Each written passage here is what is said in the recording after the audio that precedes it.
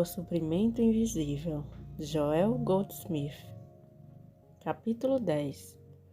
O poder temporal não é poder. O fardo será mais leve. Não está além das possibilidades humanas viver pela atividade do Cristo, pois viver pela atividade do Cristo é o caminho normal e natural. O caminho humano constitui pelo que a linguagem religiosa chama de desobediência humana ou afastamento humano da graça. É o caminho antinatural. Esse caminho antinatural é a razão pela qual o homem tem de viver do suor do seu rosto e a mulher tem de parir filhos com dor e tribulação. Sob a atividade do Cristo não existem as dores do parto. Sempre que um praticante da capacidade espiritual está presente, o parto é indolor. Não quero dizer com isso que qualquer pessoa que se intitule praticante possa fazê-lo ou curar. Contudo, quando um parto é assistido por um praticante que se aproximou do Cristo, torna-se natural e indolor. Esse é apenas um exemplo do que entendo por viver pela atividade do Cristo. Não se espera que vivamos pela graça do homem cujo fôlego está em seu nariz. Não se espera que dependamos de pessoas, de esposas, de maridos ou de governos. Não se espera que vivamos preocupados com o que comer, beber ou vestir. Não se espera que vivamos aborrecidos, inquietos, receosos ou hesitantes. O que se espera, isso sim, é que nos preocupemos unicamente com a demonstração da glória de Deus. Cada ato da nossa vida deve demonstrar o fato de que Deus está atuando em nossa vida. No momento em que assumimos responsabilidade por nós mesmos e começamos a planejar, repelimos a atividade do Cristo. Por outro lado, quando refreamos o pensamento e o passo, abrimos espaço para que o Cristo comece a agir e realizamos no plano humano tudo aquilo que nos foi dado realizar. Em outras palavras, dizemos a nós mesmos: tudo bem, hoje enfrentarei hora após hora qualquer problema que apareça. Por exemplo, estou planejando almoçar logo que sair daqui, pois então almocemos. No entanto, concentrado na ideia do almoço, o telefone toca e sou obrigado a adiar a refeição. Ora, se eu permitir que o planejamento governe as minhas ações, nada me impedirá de almoçar e não farei aquilo que me foi dado a fazer nesse instante particular. Se vocês compreenderem sempre que estão sujeitos ao poder único, que é o Cristo, algum incidente poderá sobrevir para impedi-los de fazer o que planejavam. Portanto, façam o que lhes é dado fazer no momento e passem à atividade seguinte. Ficamos esperando a cada passo a intercessão do Cristo e então pomos mãos à obra na tarefa do momento. Se numa bela manhã despertarmos e ao longo de todo esse dia as coisas certas forem ditas no instante certo, as ações certas forem executadas no instante certo, as pessoas certas aparecerem no instante certo e as erradas forem afastadas da nossa vida, então poderemos perceber que cada fase dessa experiência constitui o resultado direto da atividade do Cristo. Não estaremos fazendo isso. Não estaremos sequer pensando nisso. Isso, o Cristo, estará vivendo as nossas vidas antes que o percebamos. Enquanto a nossa mente humana estiver febrilmente ativa, o Cristo não poderá irromper e revelar-se. Somos uma nação de apressadinhos.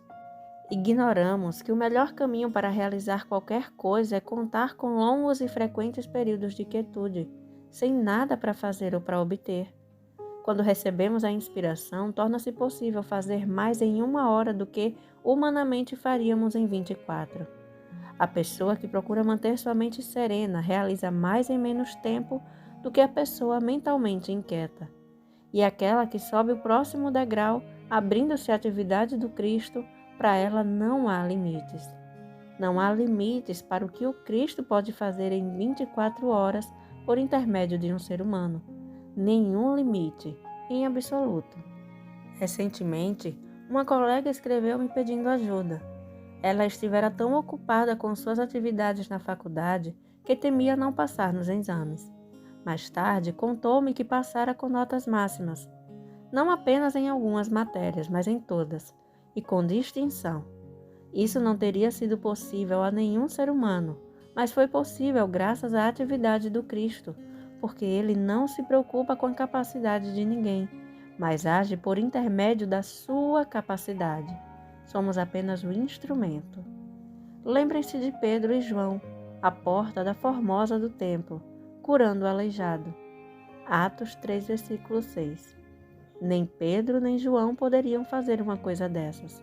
Houve ali uma atividade que transcendia sua capacidade humana. Eles próprios reconheceram isso ao dizer: varões israelitas, por que vos maravilhais disso? Ou por que olhais tanto para nós como se por nossa própria virtude ou santidade fizéssemos andar este homem?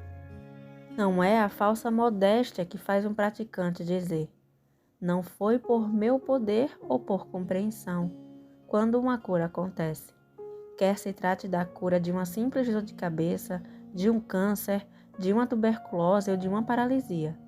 Ser festejado por uma cura assim é tão ridículo quanto receber a medalha de honra quando nem sequer se esteve no campo de batalha. Não esqueçamos, porém, de que se o praticante não houvesse atingido aquele grau de humildade, não teria ocorrido a cura.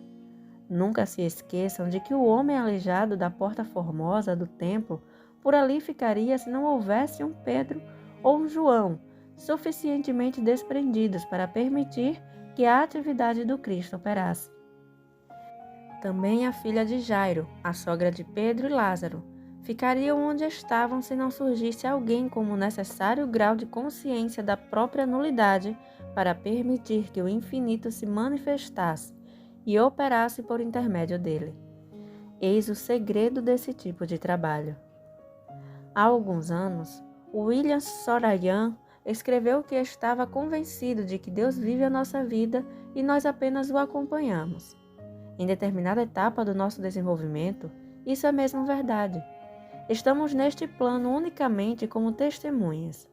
Testemunhamos cocos crescendo em árvores, rosas desabrochando e a grama reverdecendo depois de cortada, mas nada fizemos para isso. De fato, somos instados a regar e adubar o solo, mas estamos fazendo somente o que nos foi dado a fazer. Ele realizou aquilo que me foi dado a fazer. Ele sussurra e tenho então a sensação de que devo regar e adubar o solo. Posso também ter a sensação de que devo ir hoje à cidade para fechar alguns negócios que esperam por mim há semanas, sem que antes me tenha sido propenso a fazê-lo. Talvez suceda ainda que algo esteja sobre a minha escrivaninha há dias, ou mesmo semanas, sem que eu tomasse qualquer providência a respeito. Um belo dia ele diz: agora. E o trabalho se faz num minuto, fazendo-me constatar que tudo confluiu para aquele exato instante em que a tarefa se cumpriu num piscar de olhos. Sabemos muito bem quando demonstramos uma atividade do Cristo.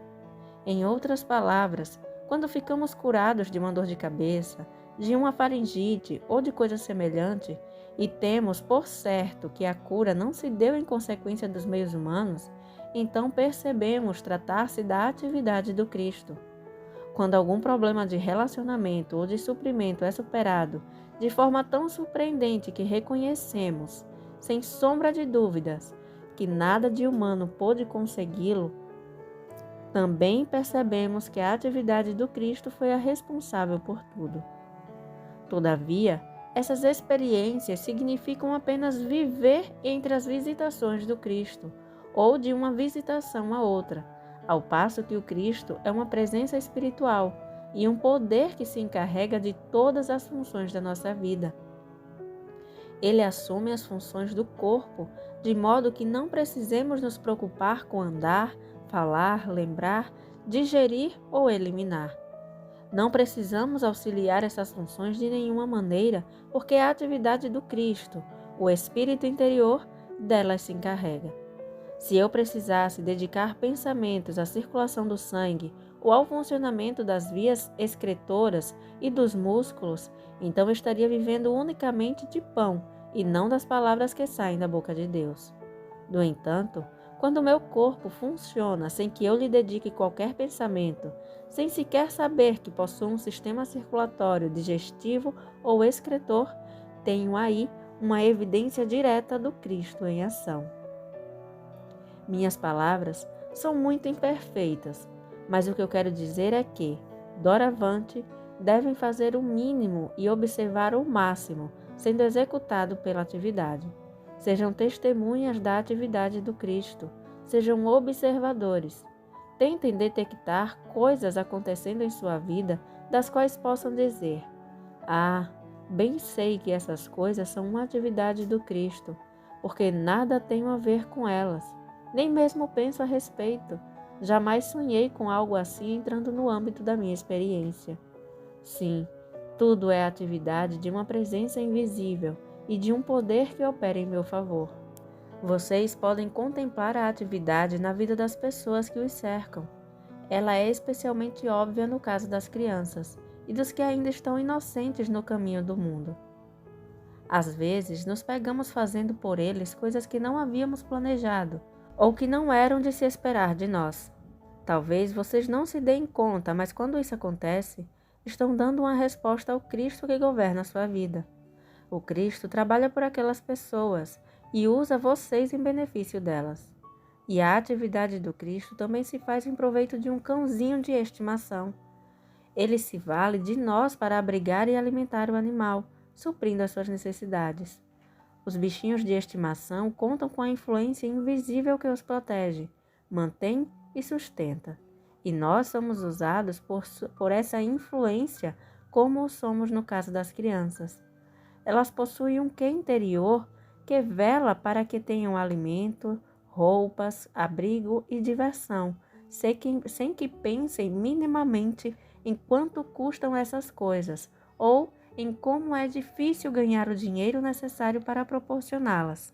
Sucede apenas que, quando precisam de algo, recebem-no por intermédio de nós, e nós apenas atendemos às suas necessidades sem sequer perceber que estamos sendo um instrumento do Cristo, que opera nelas e para elas. Cristo em ação é a atividade do corpo, do bolso e do nosso relacionamento com o próximo. A presença caminha adiante de nós para nos preparar o lugar e abrir o caminho, e tudo é feito por nós. Cristo é o próprio Deus em sua expressão individual, na nossa vida, assim como o Sol é o Sol inteiro, embora centralizado ou individualizado nesta área em especial. A 1000 quilômetros daqui, o mesmo Sol está brilhando com um raio individual, mas ainda assim é o Sol inteiro. Do mesmo modo, Deus é o Cristo. Deus constitui o Cristo. Deus é a totalidade infinita universal, expressando-se individualmente sob a forma da nossa consciência, na medida em que permitimos, evitando os pensamentos conscientes. Como é leve o nosso fardo quando a atividade do Cristo opera em nossa vida. Talvez não haja operado até agora, mas hoje temos a promessa de que será mais evidente do que antes, se nós permitirmos. Entretanto, quando estamos fazendo alguma coisa, devemos ficar alertas e perguntar: quem está fazendo isso? Eu ou o Cristo?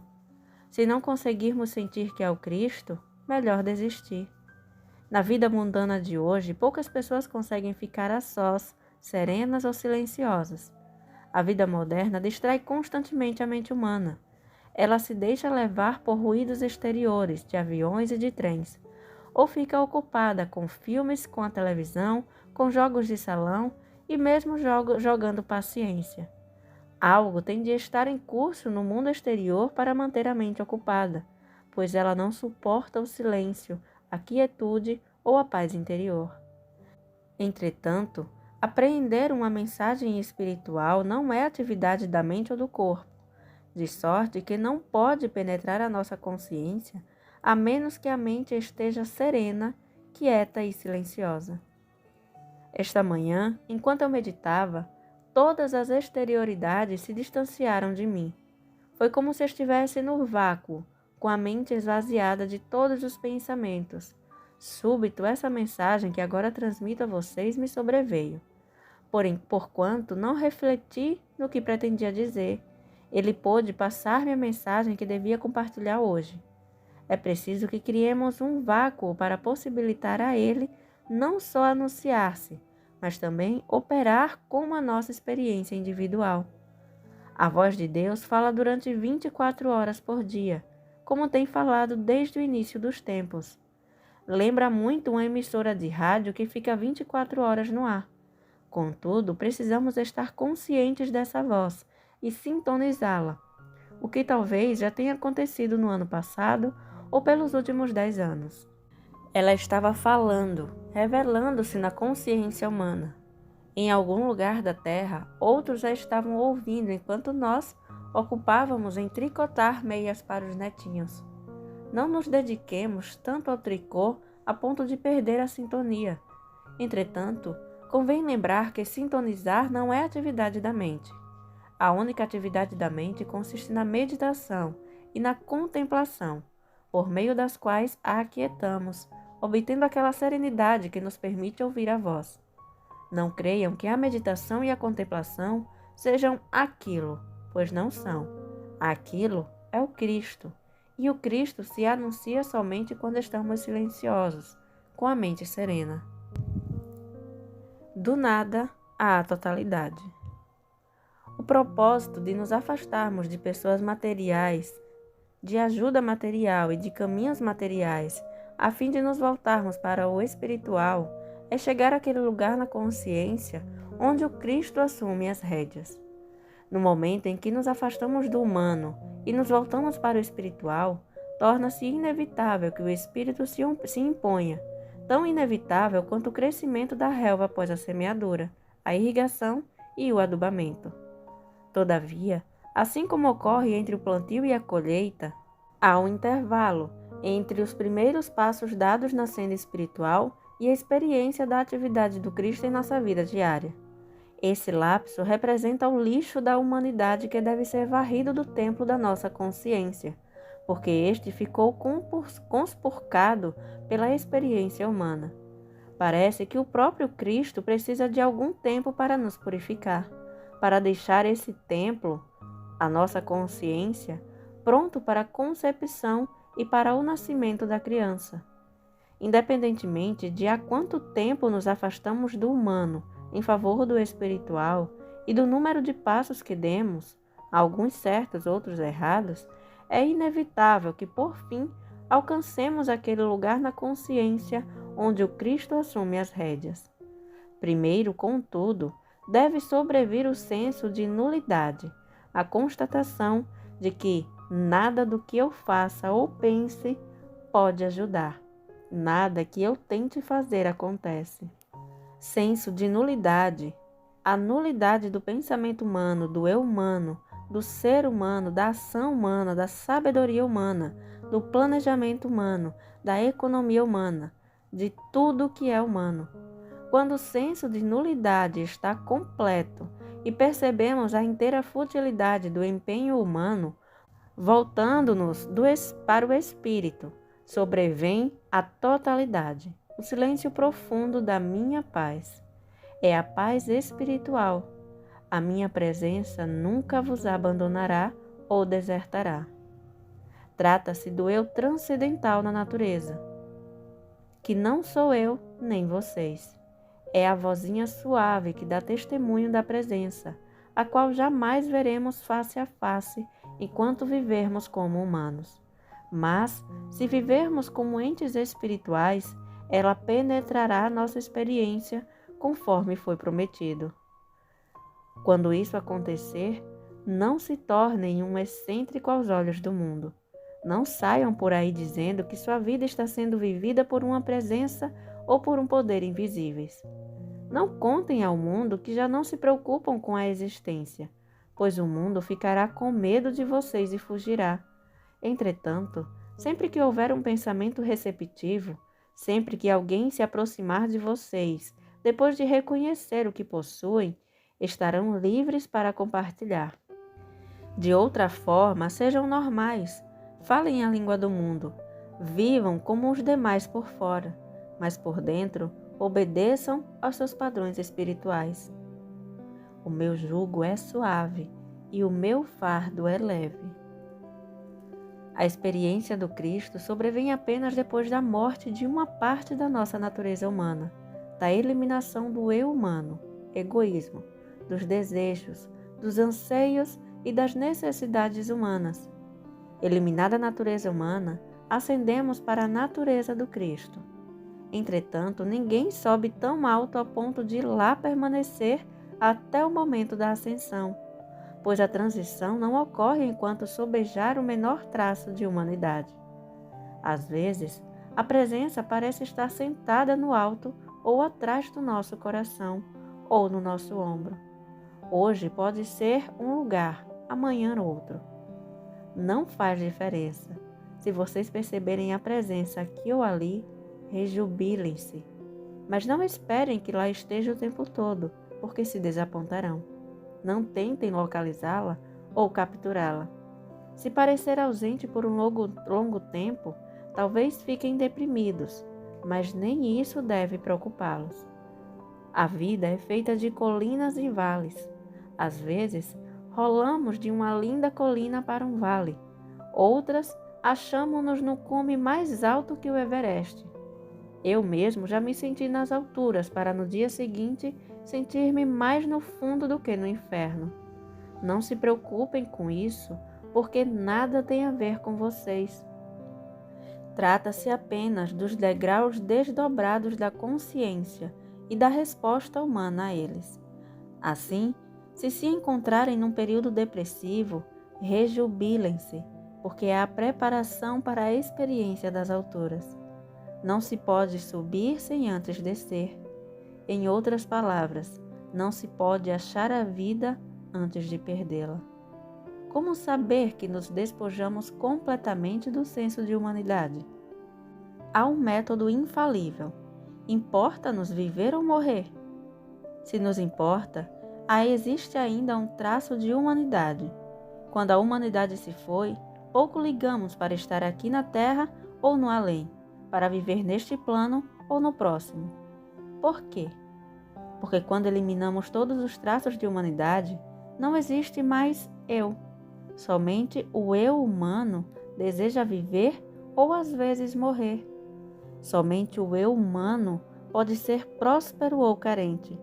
Se não houvesse um eu, não haveria prosperidade nem carência, nem vida nem morte, nem doença nem saúde. Haveria unicamente o estado de Cristo. Ele fará o que for preciso, saberá o que for preciso, agirá como for preciso, sustentará o que for preciso. Em outras palavras, haverá um senso maior da presença e do poder invisível que realizarão aquilo que nos foi dado realizar, razão pela qual o fardo parecerá mais leve. O fardo só parece pesado quando nós mesmos temos de carregá-lo, mas bem mais leve quando sabemos que os outros ombros arcarão com ele. Jesus disse: Vinde a mim, todos os que estáis cansados e oprimidos, e eu vos aliviarei. Encontrareis descanso para as vossas almas, porque o meu jugo é suave e o meu fardo é leve. Sim, poderão pousar o seu fardo nos meus ombros, nos ombros do Cristo. Ele não pesará uma grama sequer.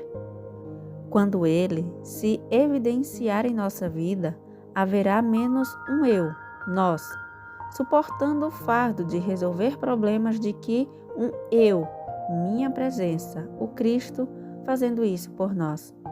O que estudamos, lemos e pedimos deve agora transformar-se em experiência.